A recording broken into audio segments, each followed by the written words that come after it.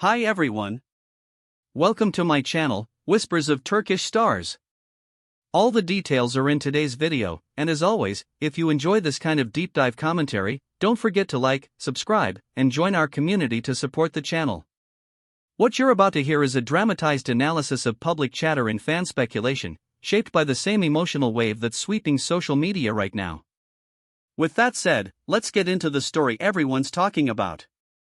The Turkish entertainment scene hasn't had a quiet week in ages, but this time, the buzz feels heavier, the questions sharper. At the center of it all is Afra Sarıkoglu, dazzling, complicated, and endlessly debated, and by her side, whether as a memory or a shadow, Mert Demir. Their names collide again after Afra chose not to attend the funeral of Mert's grandmother, a woman many believe Afra loved deeply during the years when she and Mert shared a life so entwined that their private moments felt like public property. The farewell happened in Istanbul, in a time-worn mosque wrapped in history and grey light. The city, with its layered memories and restless cameras, watched every detail. Inside, rows of quiet faces breathed in the incense and the sorrow. Mert stood closest to the front, shoulders curved in grief, the sight of him almost too intimate for the cold lenses that zoomed in. His mother leaned on her husband's arm, eyes red and unsteady, delicate as glass. The room held its breath, until a whisper floated from somewhere behind the marble columns, the same whisper that would ignite a storm online: "Where is Afra?" It echoed softly at first, then louder, carried by the urgency of curiosity and the ache of old narratives. People remembered the summers Afra spent with Mert's family, the affectionate stories told over dinner tables and summer terraces, the long afternoons in a garden people said smelled like basil and lemon. They remembered how the grandmother welcomed Afra with a seriousness that meant real love, not performative politeness. So when Afra didn't appear under those vaulted ceilings by the old city, the absence felt striking not only to the mourners but to a wider audience waiting to assign meaning to gestures they never fully see. The headlines arrived quickly. Entertainment shows, morning panels, and late-night gossip corners all latched onto the same dilemma: was staying away a sign of hard-heartedness, or the boundary of someone who refuses to let the past own her pain? The cameras captured Mert's trembling hands, the way he bowed his head toward the coffin as if trying to memorize a goodbye forever. And beyond the cameras, in the endless scroll of comments, a different ritual was forming, the ritual of judging someone else's silence. Afra broke hers with an image, a black screen and a single red carnation emoji. Nothing more. No caption. No text. No hashtags. It was a small offering, delicate and maddening, and it spread like wildfire. Some read it as a quiet symbol of mourning, a dignified way to express love without stealing the family's moment. Others took it as a cold message wrapped in aesthetics, the calculated gesture of a star who knows the weight of a minimal post. The red carnation became a mirror, and everyone saw something different in it. Close friends, speaking softly to anyone who would listen, insisted her choice wasn't indifference. One voice said she'd been in tears all night, debating each possibility. Go, and watch the cameras refocus on the past instead of the present grief. Stay away, and hear the verdict of a million strangers. Protect your heart, or be accused of having none. She chose distance, they said, to keep the day about the family. To guard her own fragile calm.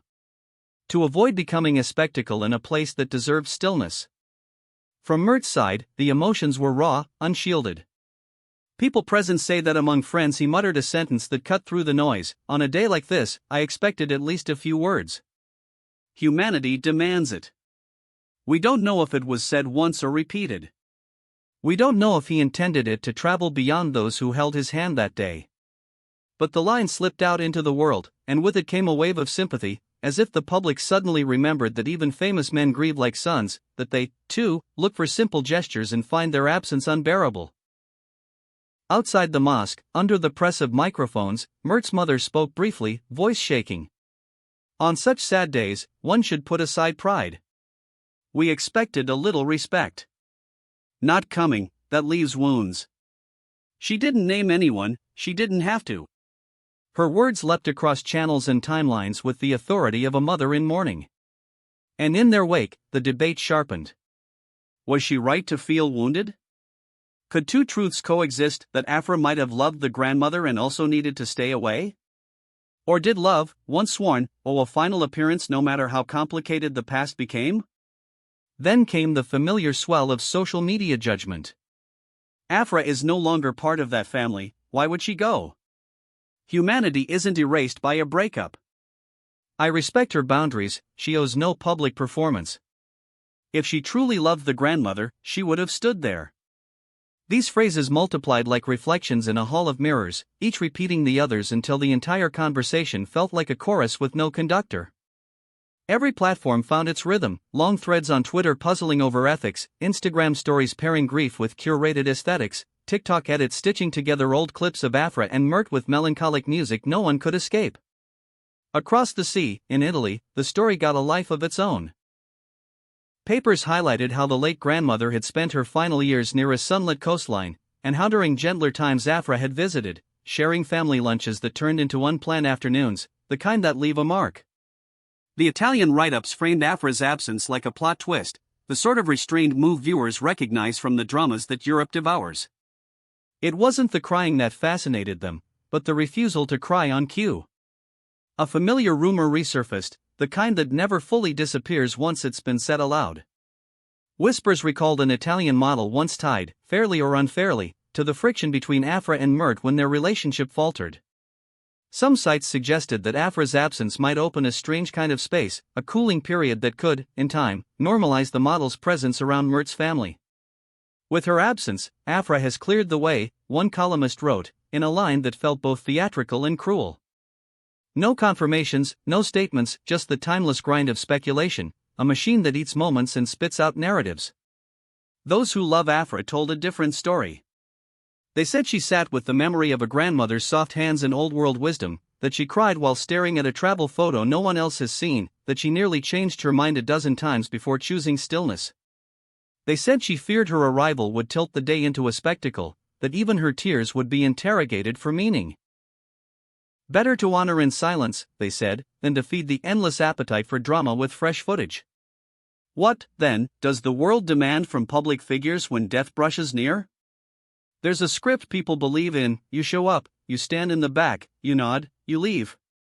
But the script breaks when the camera flash turns a prayer into a headline. Did Afra choose self-preservation over public ritual? Did she fail the simple test of human empathy? Or are we demanding that she parade her pain so we can measure it? Mert's loss is real, immeasurably so. Afra's choice is real, and so is the ache that might have led her to it. Between those truths lies the space where an entire country is now arguing. Inside studios, hosts sipped coffee and traded opinions. One insisted the red carnation was the only respectful option left to her. Another said that love deserves to be embodied, not inferred. Meanwhile, the younger viewers seemed split down the middle, one generation fluent in boundaries and mental health, another fluent in duty and appearances. Both sides talk about respect, they just locate it in different places. Behind the scenes, people say Mert has gone quiet. He accepts condolences, he thanks those who came, and when he's alone, he holds a memory no one can touch. He once described his grandmother as the anchor of his life, the person who believed in him before anyone else did. Whether Afra was there or not, that anchor is gone, and the sea is choppy. As for Afra, she has not updated that post. The black square remains. The red carnation, too. It is both everything and nothing, a symbolic sentence without punctuation. There's a version of this story that ends neatly: one message sent, one phone call returned, one quiet meeting far from cameras.